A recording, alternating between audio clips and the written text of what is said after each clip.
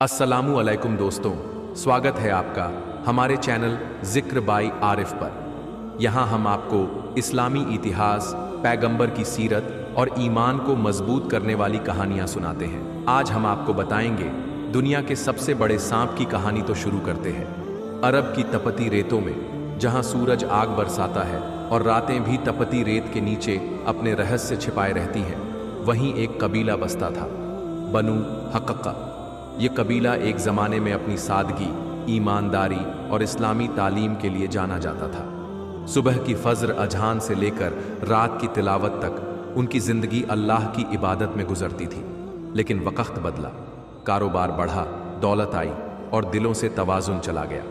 मस्जिदें खाली होने लगीं, बाज़ार आबाद हो गए। किसी को नहीं पता था कि इसी बेपरवाही के चलते एक पुराना खौफ फिर से जाग रहा था। एक रात जब पूरा कबीला गहरी नींद में था, एक अजनबी मुसाफिर रेगिस्तान की धूल उड़ाता हुआ कबीले में दाखिल हुआ। उसकी आंखों में रहस्य था और चाल में थकावट के बावजूद एक नज़रे से दिल हिल जाए ऐसा तेज। वह सीधा मस्जिद पहुंचा और वहां अजान दी। इतनी गूंजदार और पुरसर अजान कि सोते हुए लोग हड़बड़ाकर जाग उठे। इमाम मालिक, जो उम्र के आखिरी पड़ाव में थे, ने उस मुसाफिर को देखा और पूछा, कौन हो तुम? उसने सिर झुकाया और कहा, मैं अब्दुल नूर हूँ, उस खानदान से जिसने दनहक को सोते रहने की कसम खाई थी, लेकिन अब वह जाग चुका है। इमाम के चेहरे पर डर उभर आया। क्या वही दनहक जो 7 तहों में कैद था? मुसाफिर ने जेब से एक पुरानी किताब निकाली, किताब अल अजलास अल अस्वद। इसमें लिखा है कि जब इंसान गफलत में डूबेगा, दनहक जागेगा। उस किताब के पन्ने इंसानी खाल जैसे लगते थे और उसमें लिखा हर शब्द रोशनी में चमकता और अंधेरे में गायब हो जाता। किताब में दरअसल केवल वो ही देख सकता था जिसकी नीयत पाक हो या जिसने गुनाह से तौबा कर ली हो। दनहक कोई आम सांप नहीं था। उसकी लंबाई 100 ऊंटों जितनी बताई जाती थी। उसकी सांसों से रेत जल सकती थी और आंखों से निकलने वाली रोशनी अंधा कर सकती थी। लेकिन सबसे डरावनी बात थी उसकी आवाज़। जो सुनता, उसकी सबसे गहरी यादें एक भयानक रूप में बदलकर सामने आ जाती। वह एक अजाबी मखलूक था जिसे कुरानी जिक्रों से नींद में रखा गया था। उसकी क़याद की जगह जबल उल सैर अब एक बड़ा व्यापारिक केंद्र बन गया था, जहां लोग ब्याज, झूठ और फरेब से मुनाफा कमा रहे थे। यह जगह कभी मस्जिद थी, अब वहां बार और जुए खाने बन चुके थे। अब्दुल नूर ने बताया कि दनहक अब धीरे धीरे जाग रहा है। हर बार जब कोई झूठ बोलता है, एक ताला टूटता है। हर छोड़ी हुई नमाज, हर गैर हक बात, वह सांप और ताकतवर होता जाता है। और जब वह पूरी तरह जागेगा, इंसानियत के जिस्म ही नहीं, रूहों को भी निगल जाएगा। अगली सुबह कबीले में पहला लापता इंसान मिला, रमीज। वह एक नेक दिल जवान था, लेकिन पिछले कुछ महीनों से गलत राह पर था। उसकी माँ चीखती हुई मस्जिद पहुंची। रेत पर एक गहरी लकीर मिली, मानो कुछ भारी चीज रेंगती हुई दूर चली गई हो। इमाम को यकीन हो गया, दनहक उठ चुका है। अब्दुल नूर ने कहा, उसे रोकने के लिए हमें 7 लोगों की जरूरत है। 7 ऐसे लोग जो अपने गुनाहों का सामना करें और अल्लाह से सच्ची तौबा करें। किताब अल अजलास अल अस्वद को खोला गया। 7 नाम चमक उठे, सलमान, इदरीस, यूसुफ, नईम, तलहा, राफे और बिलाल। हर एक का अपना डर, अपना गुनाह था। सलमान, दौलत का गुलाम इदरीस, धोखेबाज दोस्त यूसुफ, घमंडी आलिम नईम, नास्तिक बन चुका तलहा, मोहब्बत में फरेब खाया राफे, जंग से भागा हुआ बिलाल, मासूम लेकिन डरपोक। इन 7 को एक नक्शा दिया गया जिसमें 7 मुकाम थे।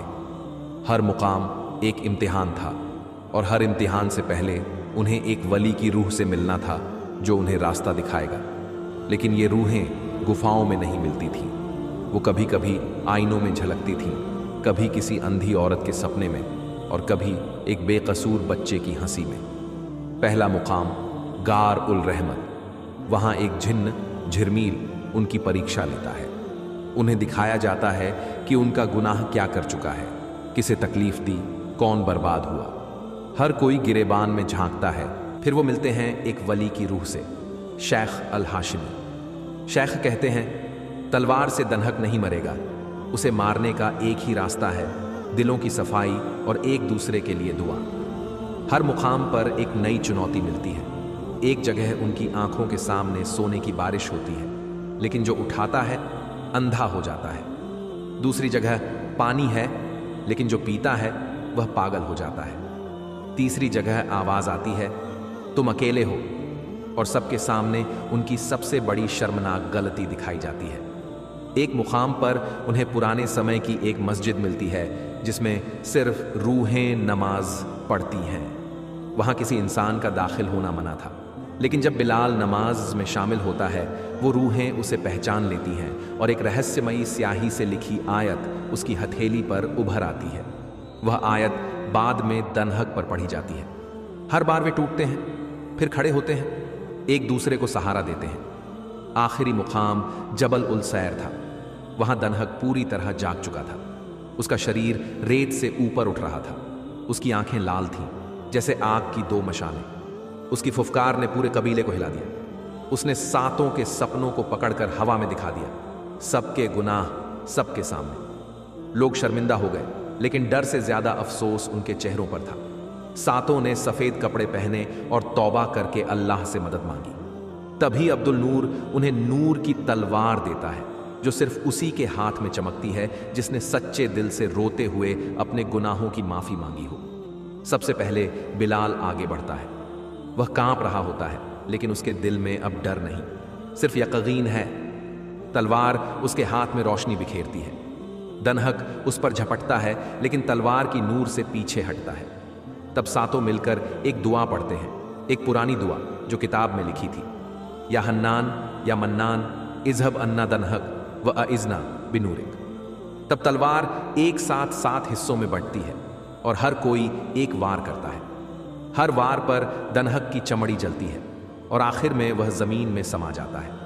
रेत में गड्ढा बन जाता है और उसके ऊपर फिर से मस्जिद बनाई जाती है।